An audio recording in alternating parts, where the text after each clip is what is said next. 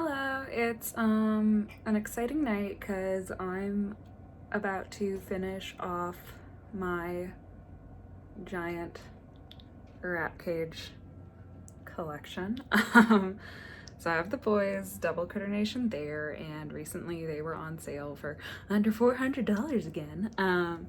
So I have put together more Double Critter Nations than I'm pretty sure 98% of humans on the planet. I have 3 here. I had another one that I sold, and I have another one now to put together. And obviously I've disassembled some Critter Nations too in my day. So yeah, I've never done a video of putting it together, but since this is, knock on wood, my last time doing it, I'm gonna do it. It's gonna go right there on the floor, right beside that one, and I'm gonna merge them together, so I'll show you how I do that. Okay, so the main thing is that the box is really, really heavy when the cage is in it. I'm going to take off the baby gate, and then when the baby gate's off, I will push the box in here. My husband usually helps, but he's asleep, so. I was successful. This is what the box looks like. I guess that's the back. Doobie-doo. And the next trick is getting it open because it is taped. It's also stapled. And I have trouble with that every time as well.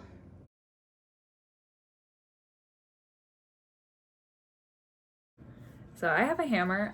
Generally speaking, you don't need tools to put these together. They have everything you need in the box. But a hammer is really, really helpful, especially if you've checked it out and you know you're not gonna return it. You might need to bring to make it go together, because the steel is really, really hard. So it's actually pretty difficult sometimes to get the pieces to fit together depending on how they're made and if they've bent or anything. So these are the parts you start with, and you probably need some scissors.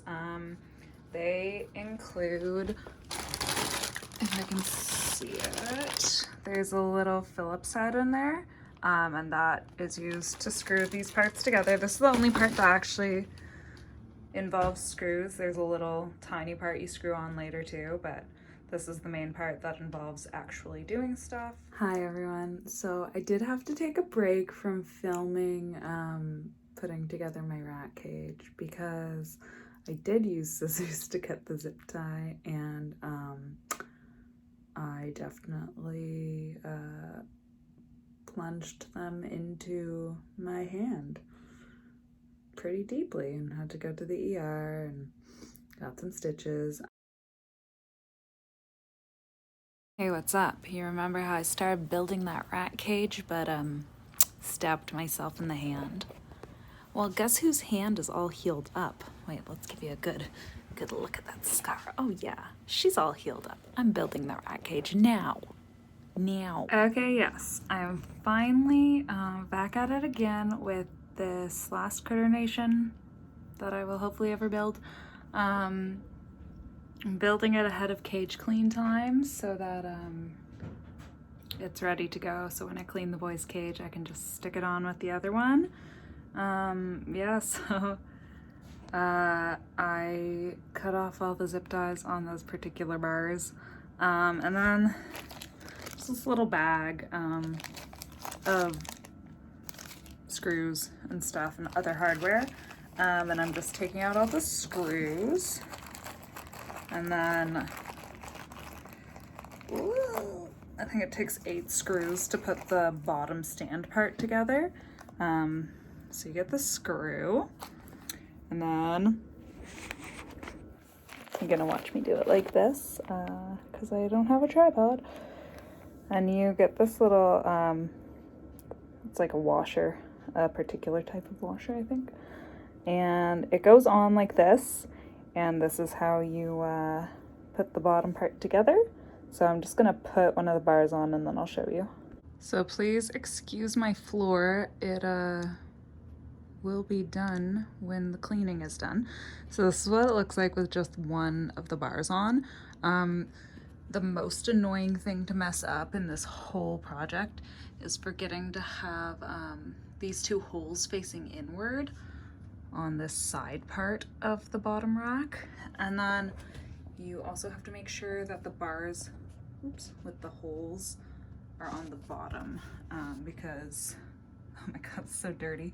When you look over there, you see that the grated part is on the bottom, creating the shelf. So that's why the holes have to be there, because the grate slips into those holes. So here it is with the bottom bar and the second slide put on. I find this to be the easiest way to get the grate in. So then you kind of, I'm not sure what it says in the instructions, it's similar.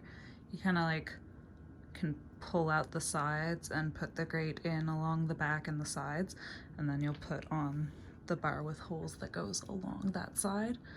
So this is the grate that you put in. It's the bigger, like it's the one with the bigger bar spaces, so it's a 1-inch bar space, whereas their actual floors have 1/2 inch. So now that it's in like that on the sides and back, well, I put the back in first. I find that easier, and then you kind of shimmy it into the sides. Now I'm gonna put this bar on. I like placed it there, but I haven't screwed it in yet. And then I will just do the other 2 bars on the top, and those are a lot less finicky. They just kind of go on. It's not a big deal, so I won't even bother filming that. Okay, now it's time for a really actually annoying part. It's like oddly difficult to do. The wheels go in. So there are wheels that have locks. Ooh. I obviously didn't lock it, there we go. There are wheels that have locks, there are 2 of those. And there are 2 wheels with no locks. I usually put the locking ones on the front just because that makes them easier to reach. And then you just find the hole, and then I'm gonna need 2 hands, but you just, yeah, you push it down. You do your best, and eventually it goes in. Okay, so I vacuumed my floor so I could stop talking about it. This is what the bottom looks like. I am going to get the part that goes along the back of the first level, and it fits into this square hole. So one side goes in there, one side goes in there, and this part is really easy, so I'm not gonna bother showing it. So I forgot to mention this before, but there are these little red pegs in here, and they're just there to protect the integrity of the metalwork, I guess. Keep it in the right shape. So you need to take those out. Sometimes they're easy to get out, sometimes they're hard to get out. Sometimes I bang them with like the other side of the scissors, like the handle of the scissors, to get it out. Although I'm not playing around with scissors much these days, but yeah, you gotta get them out however you can. All right, so this is the back of the first level. It goes in here, this little square part that you just took the red thing out of fits over the circular hole, and then you need to have these holes facing inwards because that again is where the grate goes, similar to what we did on the shelf. But for that, I start by just putting it in the back holes, and then it will rest along here on the sides. And then we're gonna put our front on, and that is kind of where it becomes tricky at this part. So this might be kind of difficult to see, but this grate now is in the back holes. This time was kind of tricky, but just kind of depends on the day, I guess. It's not the hardest part of putting in the grates, and the more you do it, the more comfortable you are with it. So that is the part that is historically very tricky for me. So I do want to show it. I'm gonna get my husband to come film. All right, so this is the part with the doors. This is how it comes. I haven't taken the stuff off yet. So it is the same as the back, except for the doors. So you start by putting in one of the pegs, and then this is like the most annoying part. you have to try to fit in the grate. So you're gonna hold it up. I got 2 of the holes in, yeah. Sometimes it's a bit warped, so it can be a bit difficult. Oh, I got it. So sometimes it's just luck of the draw. So I have all the little pegs in, and then you can put the second side in, and voila, that went really, really easily. So obviously this grate is the one without the hole that allows them to change levels. This one is just completely grated across. There's no opening space. Okay, so now usually I would put both sides on, but because I'm joining it together, I'm gonna leave one of the side pieces off. Okay, so I'm gonna try my best to get this on camera. Don't know if I will, but you know where these square parts go over the circular hole?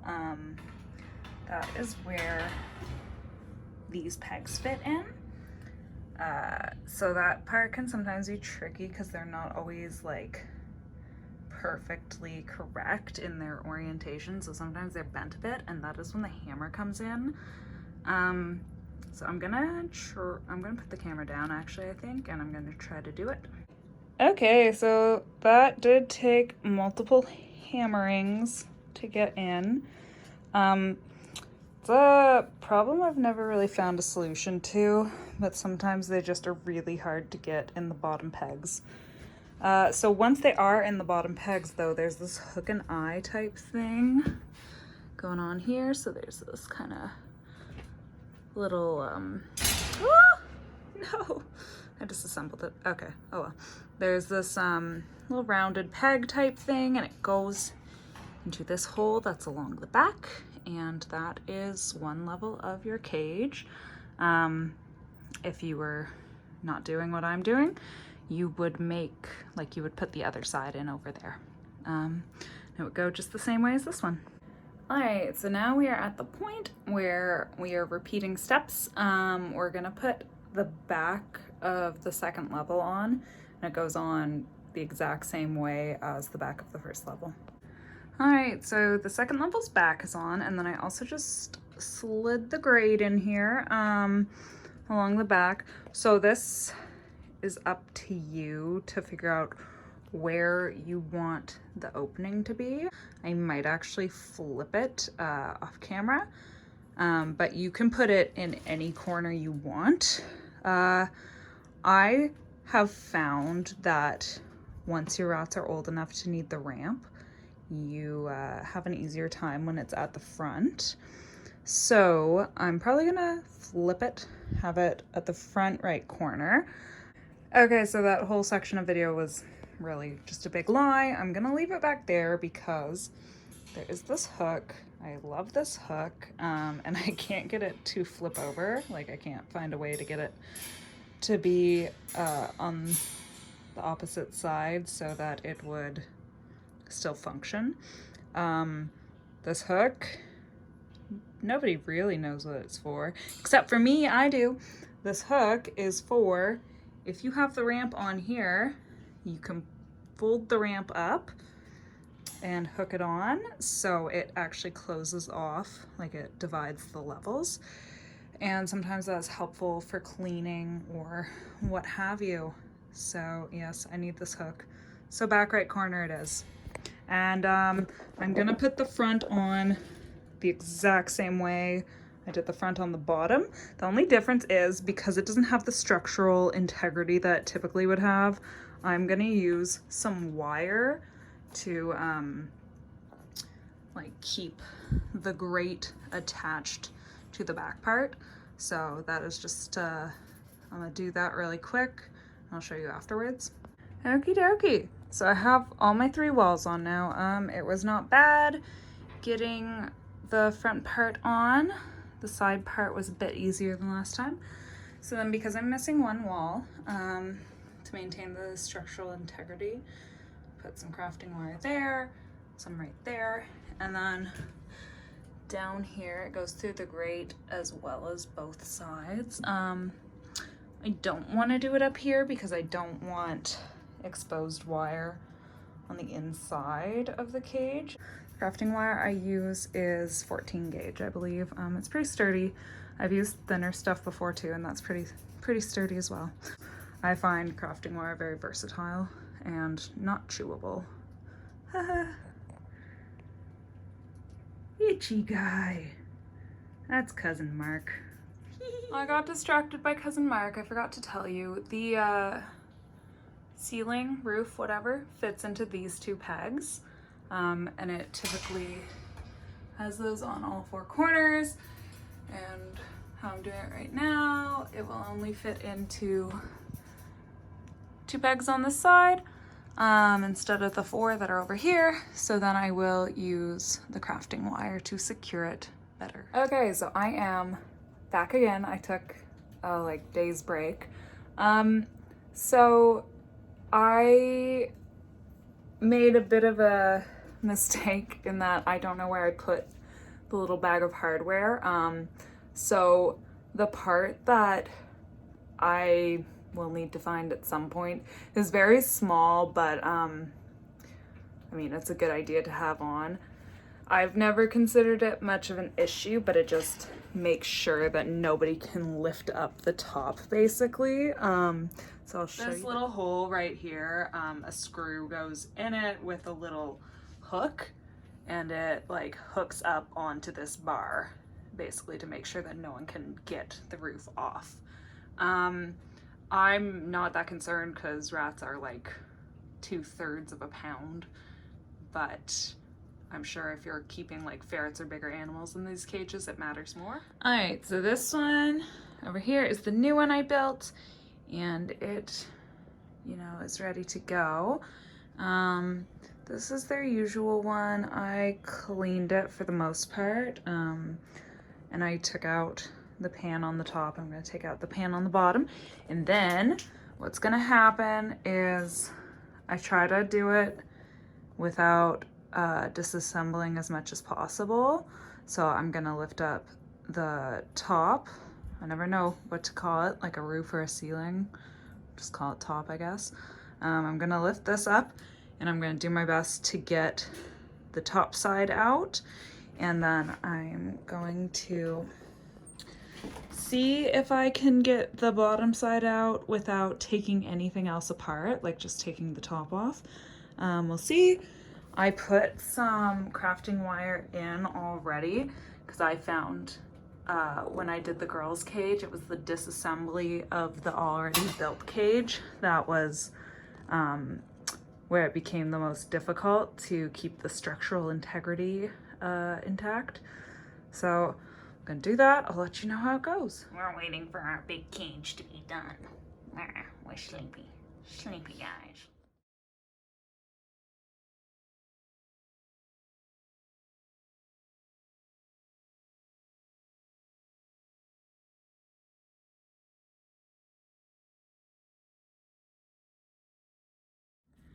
Okay, I had to take a break because I have a glove on one hand, but I need to put a glove on the other hand because something gross you will find is that pee gets in between the parts of the cage. So if you don't take it apart regularly and clean it, when you eventually take it apart, there will be pee in there. Yeah. So also this is the part that I'm having a lot of trouble getting out. It's really, really stuck. So I may actually have to disassemble more of the cage than I wanted to.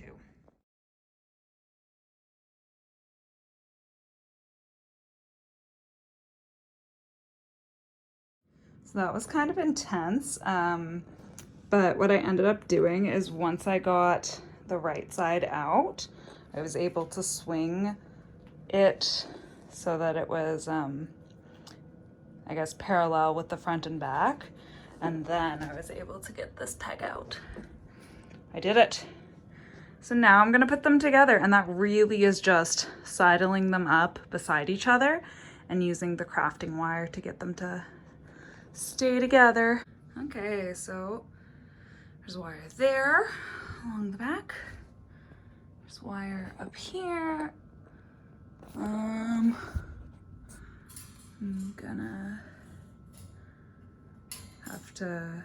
have to change it, just I don't want it to fall in there at all.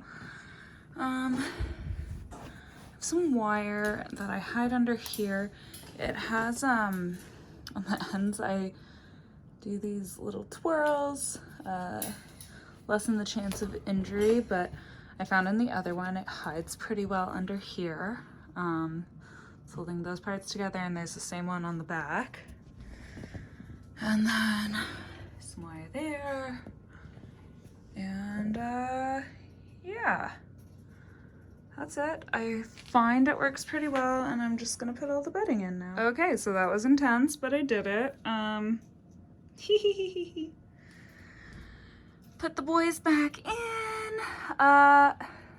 This took all of the clean bedding I had. So it's a little sparse. Yeah,